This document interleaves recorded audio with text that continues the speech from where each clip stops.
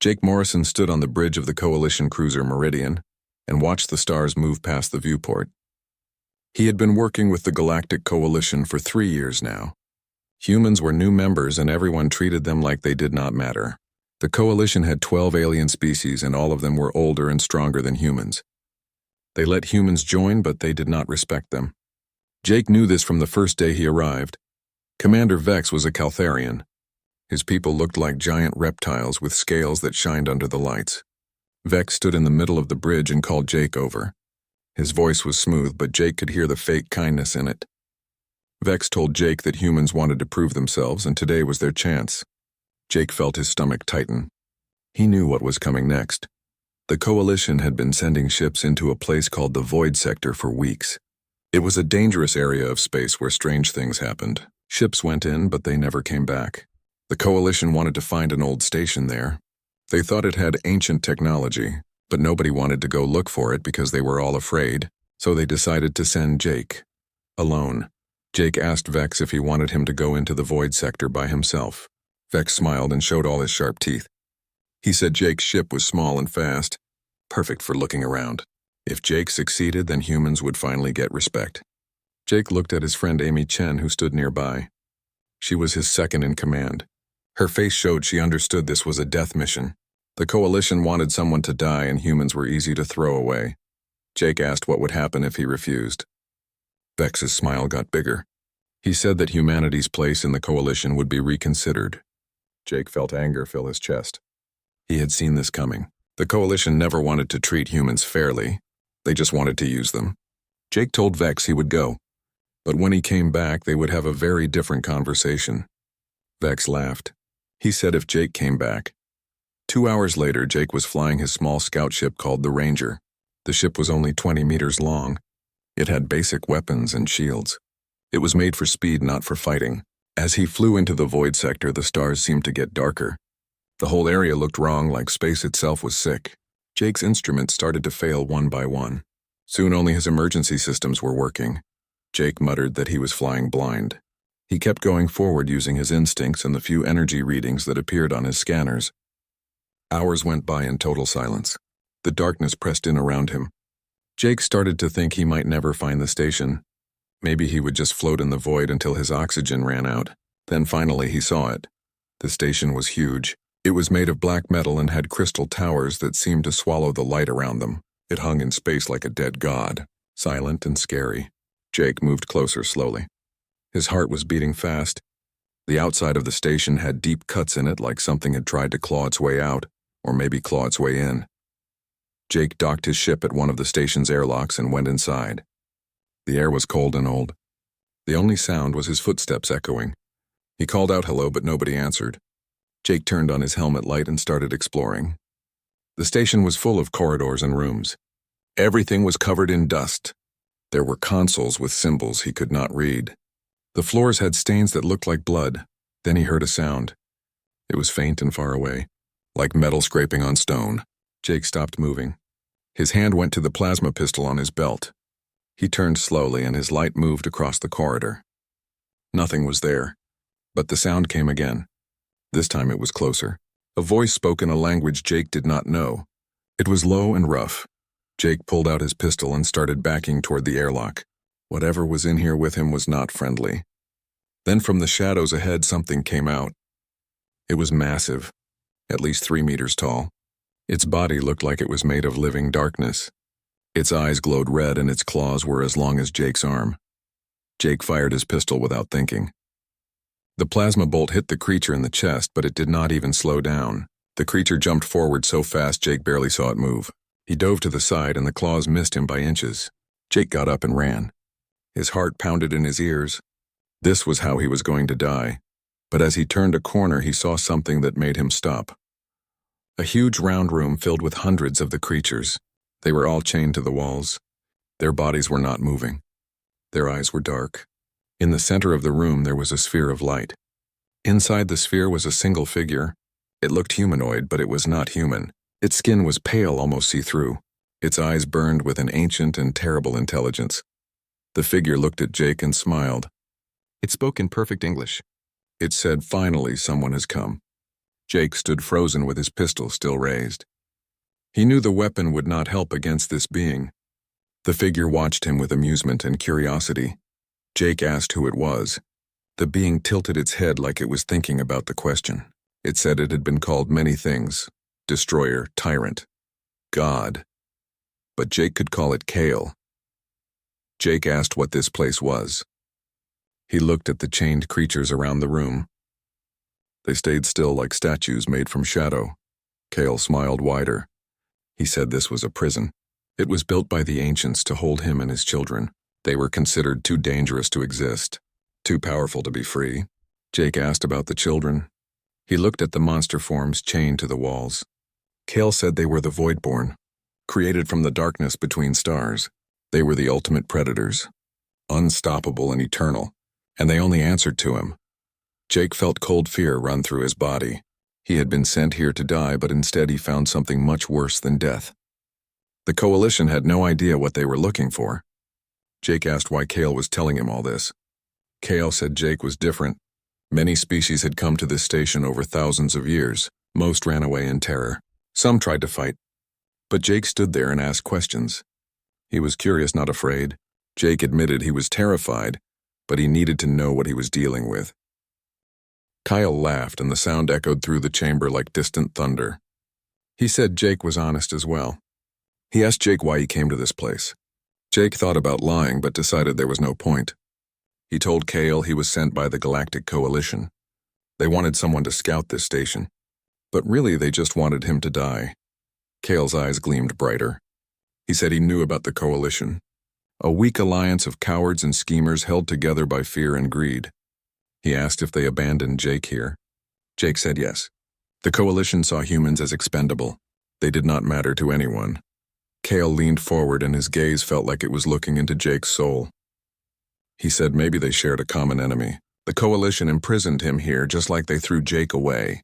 What if Kale could give Jake the power to make them regret their decision? Jake's heart beat faster. He asked what Kale was offering. Kale said freedom for both of them. Jake would free Kale from this prison, and Kale would help Jake take revenge on those who wronged him. Together they would make the Coalition tremble. Jake stared at the being before him. His mind was racing. He knew this was a terrible idea. Kale was clearly dangerous, maybe even more dangerous than the Coalition itself. But Jake also knew he had no other options. If he went back to the Coalition with nothing, he would be lucky to escape alive. Jake asked how he could know Kale would not just kill him once he was free. Kale smiled. He said Jake did not know, but Kale had been imprisoned for 10,000 years.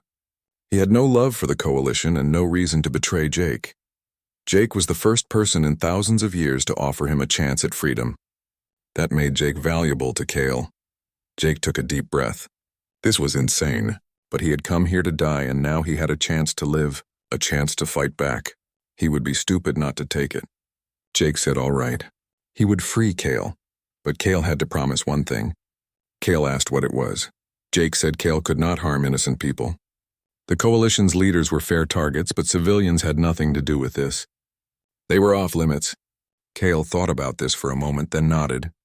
He said he agreed. He had no interest in killing the helpless. His fight was with those who imprisoned him. Jake put away his pistol and walked toward the sphere of light. He asked how to free Kale. Kale pointed to a console at the base of the sphere. He told Jake to destroy it and the prison would collapse. But he warned Jake that once he was free, the Voidborn would wake up too. Jake would need to stay close to Kale if he wanted to survive. Jake went to the console and raised his pistol. He only hesitated for a second before firing. The plasma bolt hit the console, and it exploded in sparks and smoke. The sphere of light flickered and died. Kyle stepped forward and stretched his arms like he was waking from a long sleep. Around the chamber, the Voidborn began to move. Their eyes started glowing red. Kale turned to Jake and held out his hand. He said they had work to do. Jake took the hand, and together they walked toward the airlock. Behind them, the Voidborn followed like a silent army of nightmares. The Coalition had no idea what was coming for them. The trip back to Coalition space was strange. Kale took control of the Ranger easily. His knowledge of technology was far beyond anything Jake had learned. The Voidborn followed in their own ships. They were sleek and black, and they moved through space like hunters stalking prey. Jake sat in the co-pilot seat watching the stars go by. Kale stood at the controls. His face showed nothing. The being gave off so much power that Jake could feel it pressing against his mind. Kale said Jake was quiet. Jake replied that he was just thinking about what would happen when they got back. Kale said Jake was wondering if he made the right choice. It was not a question. Jake did not answer. The truth was he did not know. He had freed a being of terrible power. He unleashed an army of monsters. All for revenge. What did that make him? Kale finally looked at him. He told Jake that doubt was natural. But Jake had to remember the coalition threw him away. They treated him like he was nothing. He owed them no loyalty. Jake said quietly that he did not. But he still cared about the people in those ships. The ones who did not have a say in what happened to him. Kale smiled slightly. He said then they would give those people a choice. Those who stood with Jake would be spared. Those who stood against him would not be. When they arrived at the coalition fleet, alarms went off on every ship. Sensors detected the void-borne vessels. Jake could imagine the panic spreading through the bridge of the Meridian. Everyone scrambling to identify the unknown threat. Commander Vex's voice came over the comms. He demanded that the unidentified vessels identify themselves immediately, or they would be fired upon. Jake took the comms unit from Kale. He said this was Captain Jake Morrison of the Ranger. He had returned from the Void sector. There was a long pause. Then Vex's voice came back full of disbelief. He asked how Jake survived. Jake said coldly that he found what they were looking for. And he brought it back with him. Vex demanded to know what Jake was talking about. What were those ships? Jake looked at Kale, who nodded. Jake said, why did Vex not come see for himself? Jake was boarding the Meridian. Alone. Vex said absolutely not. Jake would stay where he was until they could verify his identity and intentions. Jake smiled grimly. He said he was not asking for permission. He was telling Vex what was going to happen. Either Vex let him on that ship or Jake's friends out here would start getting impatient. There was another pause. This one was longer. Finally, Vex spoke again. His voice was tight with anger. He said very well, but Jake would be escorted directly to the bridge. Any sign of trouble and he would be executed on the spot. Jake said he understood. Jake docked the Ranger and stepped onto the Meridian. Guards surrounded him immediately. Their weapons were pointed at him. He raised his hands and let them lead him to the bridge. Vex was waiting with his eyes narrow and suspicious. He told Jake to explain himself. What had he done? Jake met his gaze evenly. He said he survived. Something Vex never expected him to do. Vex asked about the ships. He pointed at the viewport where the void-borne vessels hung like shadows against the stars. Jake said those were the void-borne, and they answered to someone Vex really did not want to meet. Vex's scales moved with alarm. He asked if Jake freed them. Was he insane? Jake admitted maybe he was, but Vex sent him to die. Vex and the rest of the coalition. So now Jake was giving them a choice. Stand down and let humanity have a real voice in the coalition or face the consequences. Vex snarled. He said Jake dared to threaten them. They would destroy Jake and his abominations. Jake shook his head. He said no, they would not, because if they tried, Kale would turn their entire fleet into scrap metal, and Kale was very good at it. Before Vex could respond, the lights on the bridge flickered. A presence filled the room. It was cold and suffocating. Kale appeared in the center of the bridge. His form became solid from the shadows. The guards raised their weapons, but Kale just raised one hand. They all froze in place. Unable to move, Kale said good evening. He believed they had much to discuss. His voice echoed through the bridge. Vex stared at him in horror. He asked what Kale was. Kale smiled. He said he was the one they should have left buried, and now thanks to their arrogance he was free. The bridge went silent except for the hum of the ship's systems. Kale stood calmly in the middle of the chaos he had created. The guards could not move. Their weapons were useless. Vex looked at the ancient being with fear and defiance mixed together. Vex said Kale thought he could intimidate the coalition. They had faced threats before. They would crush Kale just like they crushed every other enemy, but his voice shook when he spoke. Kale tilted his head like he was amused by a child's tantrum. He asked if Vex had ever truly faced a threat, or had he just bullied those weaker than him? Jake stepped forward. His face was hard. He told Vex to listen carefully. Vex sent Jake to die because he thought humans were expendable. Now Jake was back and he was not alone. Vex had two options. One was to acknowledge humanity as an equal member of the coalition with full rights and protections. Two was to refuse, and Kale would show him exactly why the ancients locked him away. Vex's eyes moved between Jake and Kale. He said this was blackmail. Jake said to call it what he wanted. Jake called it justice. Vex hesitated. His scaled hands clenched into fists. Finally he spoke. He said even if he agreed, he could not make this decision alone. The Coalition Council had to vote on such matters. Kyle smiled. He said then summon them. He was patient. Within hours, the Coalition Council had assembled. Representatives from all 12 member species gathered on the Meridian's command deck. Their holographic forms flickered in the dim light. They ranged from insect-like Thrax to crystalline Loomis. Each one showed mistrust and fear. Jake stood before them with Kale at his side. The ancient being said nothing. His presence alone was enough to silence any protests. The council's leader was a tall bird-like alien named High Arbiter Dren. He spoke first. He told Jake that he had brought a grave threat to their doorstep. He demanded an explanation. Jake met Dren's gaze. He said he was sent on a suicide mission by the council's own people. They wanted him dead because he was human, because they thought humans were inferior. Well, he survived, and he brought back proof that humanity deserved better. Dren's feathers ruffled with agitation. He asked what proof. All Jake brought was chaos. Jake corrected him.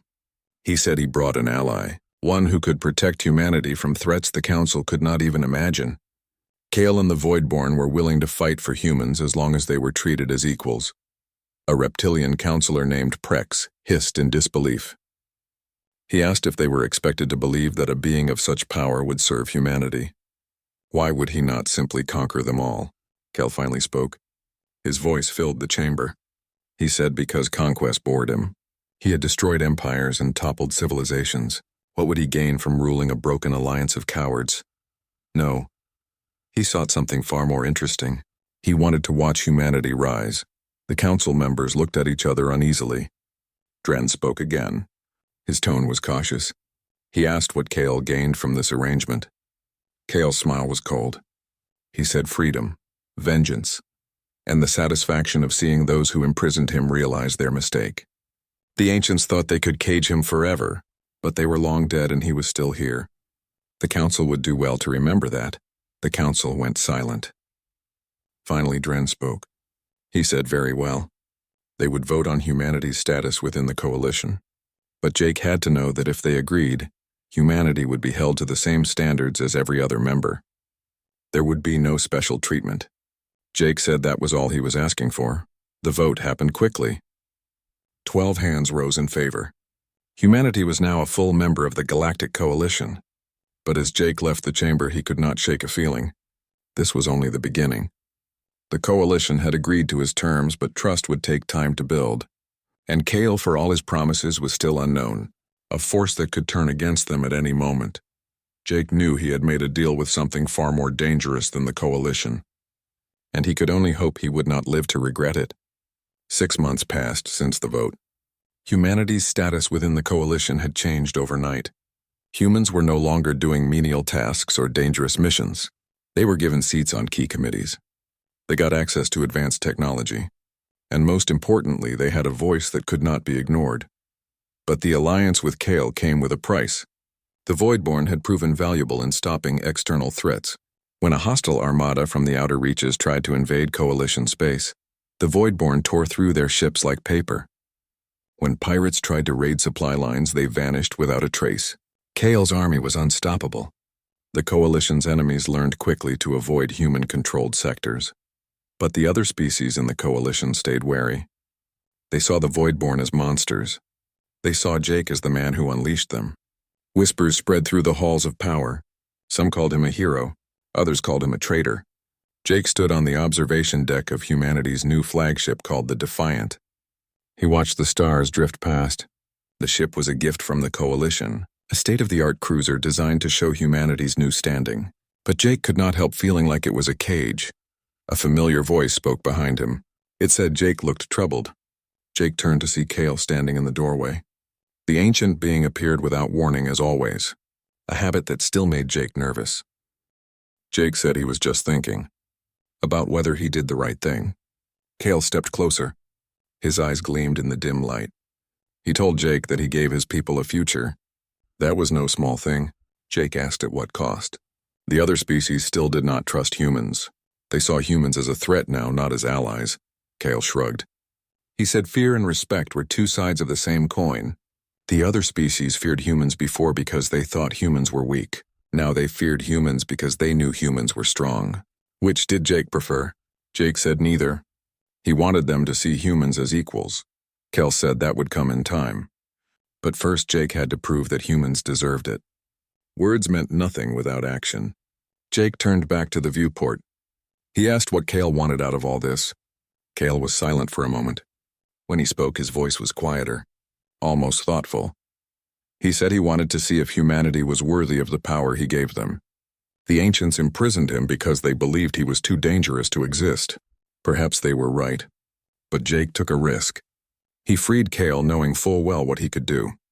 That took courage, and courage was rare in this galaxy. Jake asked if Cale was using humans as some kind of test. Cale smiled faintly. He said perhaps. Or perhaps he simply wished to see what happened when a species refused to bow. Humans had something the others lacked. Call it stubbornness or call it pride. Whatever it was, it made them interesting. Jake shook his head. He told Cale that he was insane. Cale laughed. The sound echoed through the chamber. He said quite possibly, but so was Jake for trusting him. The weeks that followed brought new challenges. A faction within the coalition led by Vex and several other hardline representatives began to push back against humanity's rise. They argued that the Voidborn were a liability, that Jake had overstepped his authority, that humanity should be stripped of its newfound privileges. But Jake had learned to play the game. With Cale's support, he outmaneuvered his opponents at every turn. When Vex tried to sabotage a key trade agreement, Jake exposed his corruption.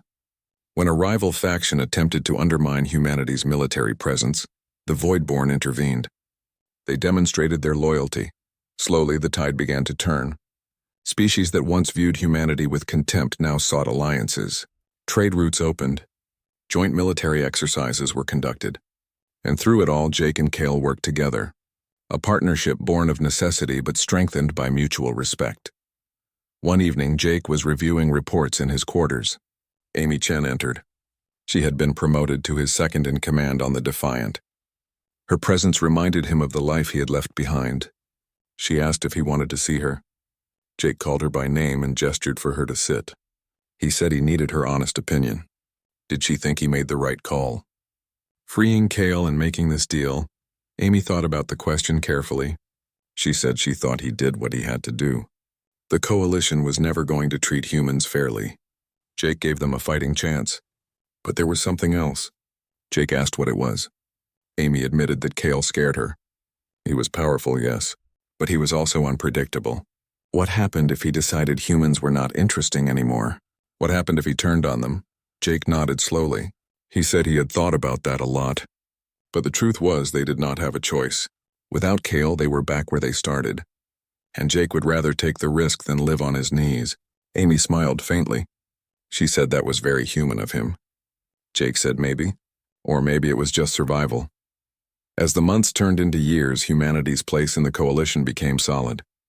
The Voidborn became a symbol of human resilience, a reminder that even the smallest species could command respect. And Jake Morrison became a legend, the man who had been sent to die and returned with the galaxy's greatest weapon. But legends always came with a price. One night, Jake stood on the observation deck of the Defiant. Kyle appeared beside him. The ancient being looked out at the stars. His expression was hard to read. He asked if Jake ever wondered if they were so different after all. Jake asked what he meant. Kyle turned to look at him. He said Jake and Cale were both survivors. They both did what was necessary to endure. Perhaps that was why Cale found humans so compelling. They reminded him of what he once was before the ancients tried to destroy him. Jake met his gaze. He asked what Cale was before. Cale smiled sadly. He said he was hopeful, foolish, alive. But that was a story for another time. And with that, Cale vanished into the shadows. He left Jake alone with his thoughts. The coalition continued to grow stronger. More species joined, seeking the protection that the Voidborn offered. Humanity's influence expanded. Jake found himself attending diplomatic meetings and negotiating treaties, things he never imagined doing when he first joined the coalition. But there were still those who resented humanity's rise. Dark whispers spoke of plots to remove Jake from power, to find a way to turn Kale against the humans. Jake knew he had to be careful. One wrong move and everything he built could come crashing down. Lieutenant Amy Chen became his most trusted advisor. She had a sharp mind and could read people better than anyone Jake knew. She often warned him when someone was not being honest. She helped him avoid traps set by his enemies. One day a distress signal came from a human colony on the outer rim. Pirates were attacking. The local defense forces were overwhelmed. Jake immediately ordered the Defiant to respond. But Kale stopped him. He said this was a test. Someone wanted to see how Jake would react.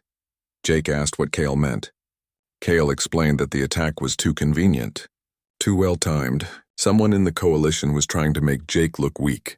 If he rushed to help, he would be leaving important negotiations unfinished. If he did not help, he would appear to abandon his own people. Jake realized Kale was right. This was a trap, but he could not just ignore the distress signal. Those were real people in danger. Jake made a decision. He would send the Voidborn to help the colony. He would stay and finish the negotiations. It was the only way to do both. Kale nodded approvingly. He said Jake was learning. The Voidborn ships jumped to faster than light speed and reached the colony in minutes. They destroyed the pirate fleet before it could do serious damage. The colony was saved and Jake finished his negotiations successfully. News of the rescue spread quickly. Jake's enemies had tried to trap him, but he had outsmarted them. His reputation grew even stronger, and the message was clear. You could not manipulate Jake Morrison. He was too smart for that. But Jake knew this was just one victory. There would be more challenges ahead, more people trying to tear down what he built. He had to stay alert. He had to stay strong, because the moment he showed weakness, his enemies would strike. Years passed and the galaxy changed in ways nobody could have predicted. Humanity was no longer the newcomer species that everyone ignored. They were a major power in the coalition. Their ships patrolled the most important trade routes. Their diplomats negotiated the biggest treaties, and their alliance with Kale made them nearly untouchable. But Jake never forgot where he came from. He remembered standing on the bridge of the Meridian being told to fly into certain death. He remembered the contempt in Vex's voice, the way the coalition treated humans like they were nothing. Those memories kept him focused. They reminded him why he had to stay strong. Commander Vex had disappeared after his corruption was exposed. Some said he fled to the outer territories. Others said Kale dealt with him personally. Jake never asked. He did not want to know. There were some things better left in the dark. New challenges arose every day. A mysterious plague struck several coalition worlds. Jake organized relief efforts and sent human medical teams to help. When a rogue AI threatened to destroy an entire star system, Jake and Kale worked together to stop it. The Voidborn proved they could fight digital threats as well as physical ones. Through it all, Jake and Kale's partnership deepened. They were not friends exactly. The gap between human and ancient being was too vast for that. But they respected each other. They trusted each other. And in a galaxy full of lies and betrayal that meant everything. One day Jake received a message from Earth, his home planet. The government wanted him to return for a ceremony. They were going to give him the highest honor a human could receive. Recognition for everything he had done for humanity. Jake was reluctant. He did not do this for glory. He did it because it was necessary, but Amy convinced him to go. She said people needed heroes. They needed to see that one person could make a difference. Jake finally agreed. He took the Defiant back to Earth with a small escort of Voidborn ships. When he arrived, the welcome was overwhelming. Millions of people lined the streets. They cheered and waved flags. Children held signs with his name. Jake stood on a platform in front of the old United Nations building. Leaders from every nation were there. They gave speeches about courage and sacrifice, about how Jake saved humanity from obscurity. When it was Jake's turn to speak, he kept it simple. He said he was just one person who refused to accept the way things were. Real change came from everyone working together. From humans proving every day that they belonged among the stars. The crowd erupted in applause. Jake looked out at all those faces. He saw hope. He saw pride. And he realized that maybe Amy was right. Maybe people did need heroes. not because heroes were special, but because they showed what was possible. After the ceremony, Jake walked through the streets of New York. It was strange being back on Earth. Everything felt smaller somehow. The buildings that once seemed so tall now looked tiny, compared to the massive stations he visited in space. But it was still home. It would always be home. Cale appeared beside him as he walked. The ancient being looked around with interest. He said he had never been to Earth before. It was smaller than he expected, but there was something about it. Something strong. Jake asked what he meant. Cale said Earth felt alive in a way most planets did not, like it was fighting to survive, just like the humans who lived on it. Jake asked Cale if he ever regretted making their deal. Cale thought about this for a long moment. He said no. He had seen many species come and go over his long existence. Most were predictable. They rose and they fell following the same patterns. But humans were different. They adapted. They overcame. They refused to give up no matter how bad things got. That made them worth protecting. Jake said he had one more question. What happened when Cale got bored? When humanity was no longer interesting to him? Would he just leave? Would he turn on them? Cale stopped walking. He looked at Jake with those ancient eyes. He said he would not lie. There might come a day when he moved on, when he sought new challenges. But that day was not today, and it would not be tomorrow. Humans had earned his loyalty, and Cale did not give his loyalty lightly. Jake nodded. That was good enough for him. They continued walking in silence. Two beings from different worlds united by circumstance and choice. When Jake returned to space, he found a message waiting for him. It was from High Arbiter Dren. The Coalition wanted to expand its borders. They were planning a major expedition into unexplored space, and they wanted Jake to lead it. Jake read the message twice. This was huge. Leading an expedition meant discovering new worlds, making first contact with new species. It was everything he had dreamed of when he first joined the Coalition. But it also meant leaving behind everything he had built. The political alliances, the carefully maintained balance of power. He talked to Amy about it. She said he should go. The Coalition was stable now. Humanity's position was secure. This was his chance to explore, to see what was out there beyond the known galaxy. Jake asked who would take his place. Amy smiled. She said she would. She had learned from the best after all. Jake made his decision. He would lead the expedition. He assembled a crew of the best people from multiple species. Humans, Caltharians, Thrax, Loomis. Even a few Voidborn volunteered to come along. It would be the most diverse expedition in Coalition history. The day before they were scheduled to leave, Cale came to see Jake one last time. He said he would not be coming on this journey. His place was here protecting what they had built. But he gave Jake a gift, a small device that would let them communicate across any distance. If Jake ever needed help, he only had to call. Jake thanked him. He said he could not have done any of this without Kyle. The ancient being smiled. He said Jake was wrong. Cale just opened the door. Jake was the one who walked through it. Everything that came after was because of Jake's choices. His courage. His refusal to accept defeat. The expedition launched the next morning. Jake stood on the bridge of his new ship called the Pioneer. He watched Earth shrink behind them as they jumped to faster than light speed. Ahead of them lay the unknown. New worlds. New species. New challenges. But Jake was not afraid. He had faced down death and won. He had freed an ancient being and made him an ally. He had lifted humanity from obscurity to power. Whatever was out there in the dark between stars, Jake Morrison would face it head on. Because that was what humans did. They survived. They adapted. They fought. And sometimes, against all odds, they won. The galaxy had changed. Humanity had changed. And Jake knew that no matter what came next, humans would be ready. They had proven themselves. They had earned their place among the stars. And nobody would ever take that away from them, not without a fight.